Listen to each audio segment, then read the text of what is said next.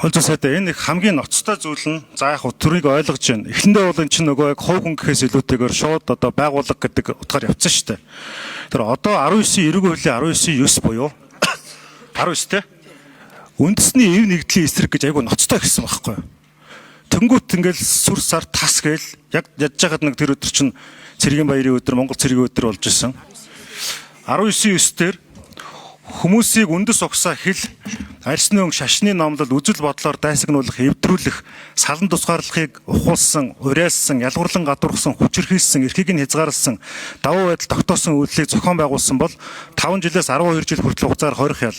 Энэ гэмтэргийг зохион байгуулалтыг гэмтүүлэг үйлдсэн бол 12 жилээс 20 жил хүртэл хугацаар хорих ял шийтгэнэ гэсэн.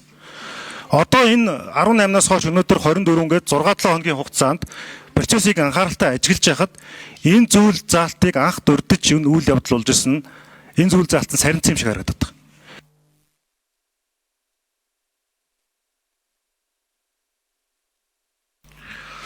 Тэг ерөөсөө яг анх гарч ирсэн мэдээлэл дээрээс миний хамгийн их ач холбогдол өгөөд яагаад би жишээлбэл энэ талаар та нар үйл ажиллагаагаа танилцуулгыг цагдаагийн байгууллагад хэлсэн бэ гэхлээр за тэгээд олон нийтэд мэдээлэл өг гэж цагдаагийн байгууллагад хэлсэн бэ гэхлээр энэ өөрөө цагдаагийн байгууллагын хариалт нь шалгадаггүй дээрээс нь ийм зүйлэнгтэй асуудал анх яригдж эхэлсэн. Надад хууль зүйн дотоод хэргийн сайдын хувьд өнөөдрийг хүртэл явуулж байгаа үйл ажиллагааны талаар энэхүү гэмт хэрэгтэй холбогдуулсан ямар нэг танилцуулга ямар нэг зүйл байхгүй. Мэдээлэл байхгүй.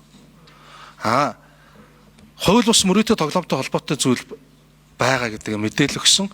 Тэгвэл прокуророос зөвшөөрөл авах гэсэн, прокурор зөвшөөрөл өгсөн гүйлгээнүүд байсан. Энийг мэдээсэн ийм л явж болсон. Тэгэхээр хариуцлагатай хэлэхэд ийм зүйл ангаар шалгаж байгаа гэсэн ямар ч мэдээлэл хууль зүйн дотоод хэргийн сайдад өнөөдрийг хүртэл